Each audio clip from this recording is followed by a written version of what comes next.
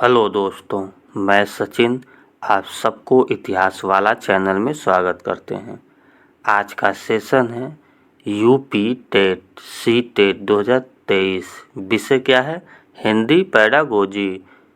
तो जिन लोगों ने अभी तक मेरा चैनल सब्सक्राइब नहीं किया है, कृपया इतिहास वाला चैनल को सब्सक्राइब करें, जिससे आने वाली वीडियो का नोटिफिकेशन आप तक पहुंचता रहे।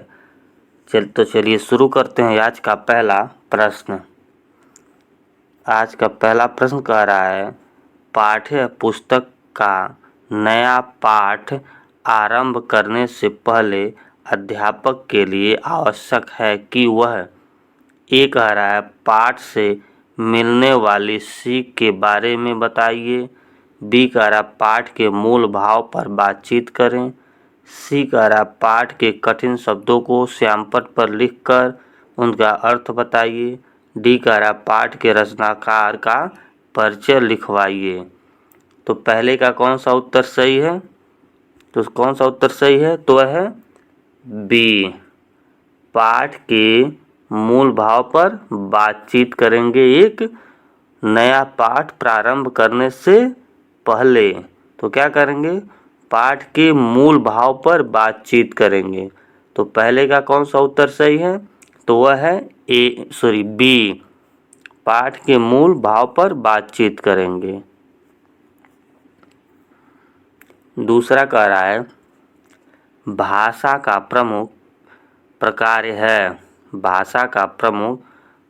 है। ए कह रहा लेखन दक्षता। बी कह रहा है प्रतिवेदन लेखन। सी कह रहा भाषण देन। डी कह रहा है संप्रेषण करना। तो कौन सा उत्तर सही है? भाषा का प्रमुख प्रकार है तो वह है डी, भाषा का संप्रेषण करना ही प्रमुख कार्य होता है। तो दूसरे का कौन सा उत्तर सही है? तो वह है डी। तीसरा कह रहा है सभी भाषाई कुशलताएं। ए कह रहा एक दूसरे से संबंधित हैं। बी कह रहा एक दूसरे से बढ़कर हैं। सी कह रहा एक दूसरे से अलग हैं। डी कह रहा एक दूसरे को प्रभावित नहीं करती। तो तीसरे का कौन सा उत्तर सही है? तो सही उत्तर क्या है? तो वह है ए, एक दूसरे से संबंध है क्या?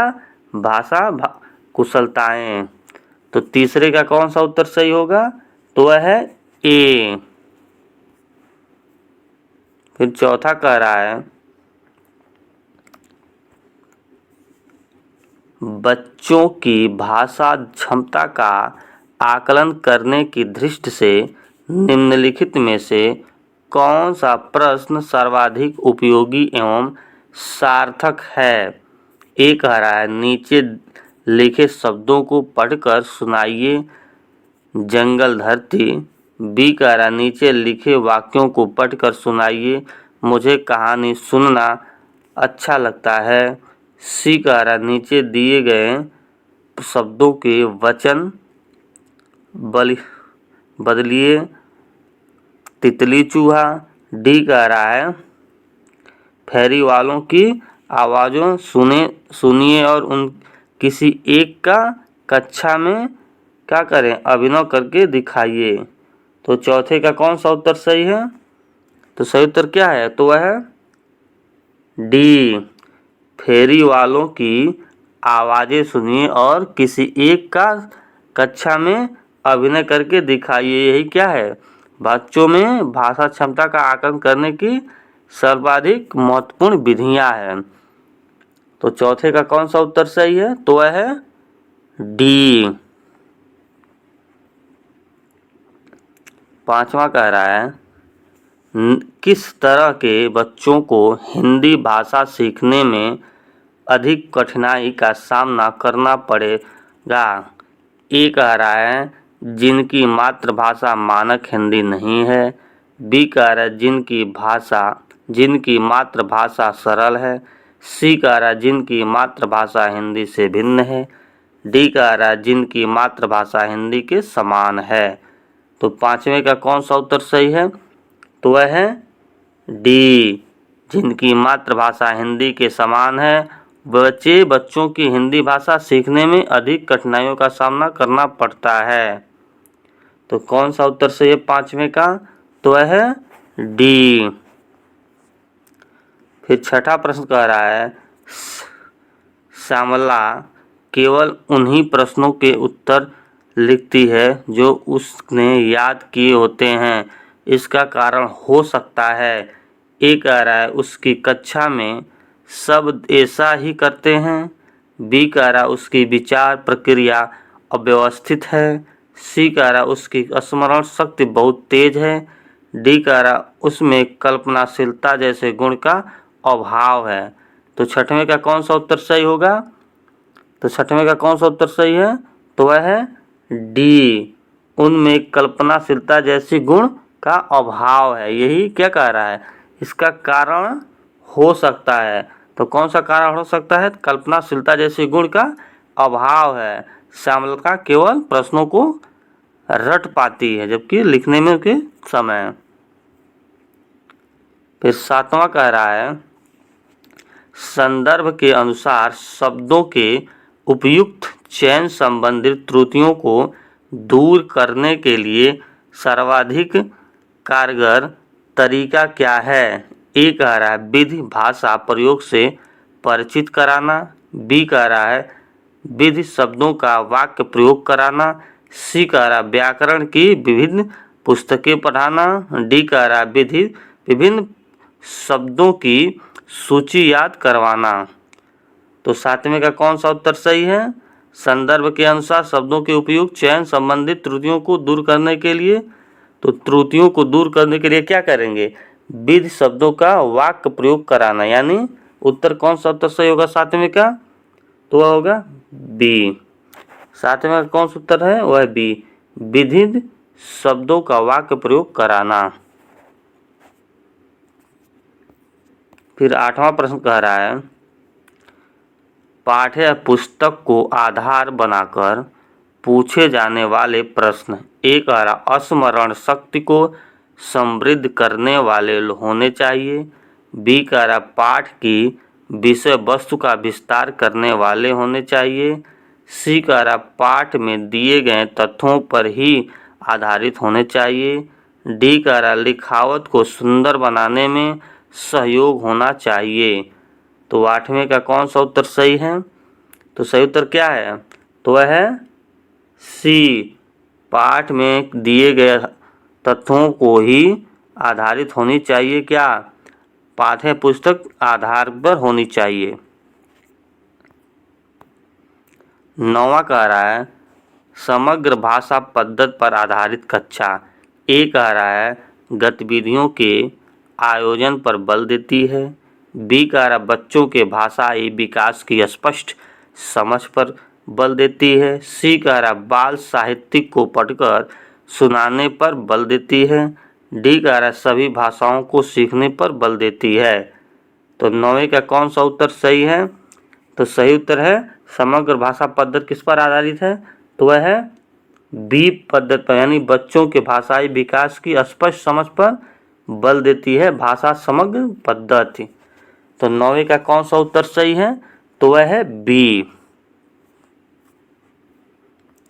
10वां कह रहा है उच्च प्राथमिक स्तर पर लेखन क्षमता का आकलन करते समय आप किस बिंदु को सर्वाधिक महत्व देंगे?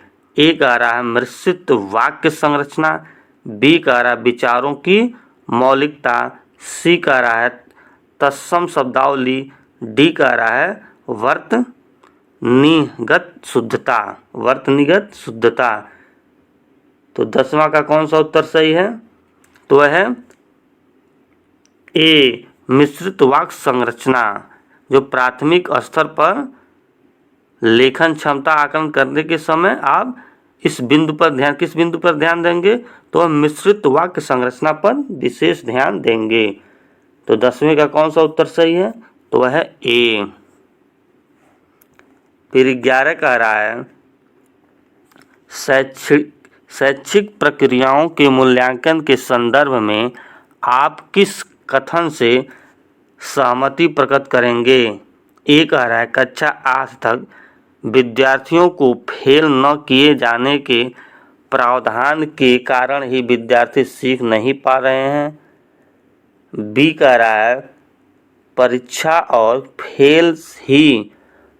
फेल हो जाने का डर वास्तव में बच्चों के लिए प्रेरणा का स्रोत बनकर काम करता है। सी कह रहा बच्चों को पास फेल करना वास्तव में व्यक्तिगत विफलताओं को बच्चों के सिर बढ़ता है।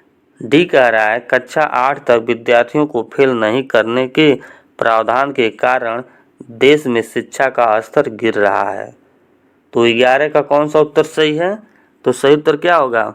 तो होगा सी, बच्चों को पास फेल करना वास्तव में व्यक्तिगत विफलताओं को बच्चों के लिए सिर बढ़ता है। तो 11 का कौन सा उत्तर सही है? तो है सी। 12 कह रहा है अनुस्वर एवं अनुनासिक का प्रयोग करने संबंधित त्रुटियों को दूर किया जा सकता है। ए कह रहा है छपी सामग्री से समृद्ध वातावरण देकर।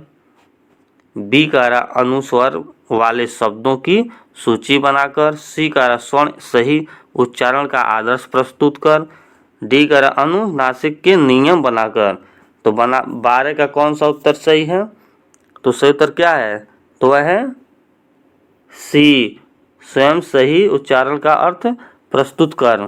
तो 12 का कौन सा उत्तर सही है? तो वह है सी। 13 कह रहा व्याकरण के ज्ञान का मुख्य उद्देश्य है। ए कह रहा भाषा प्रयोग में व्याकरण का ध्यान रखना। बी कह रहा है भाषा में अति शुद्धतावादी होना। सी कह रहा व्याकरणिक बिंदुओं की परिभाषा याद कराना। डी कह रहा व्याकरणिक तथ्यों की सूची बनाना। तो 13 का कौन सा उत्तर सही है? तो सही उत्तर क्या है? वह है ए, भाषा प्रयोग में व्याकरण का ध्यान रखना। तो 13 का कौन सा उत्तर सही है? तो वह है ए।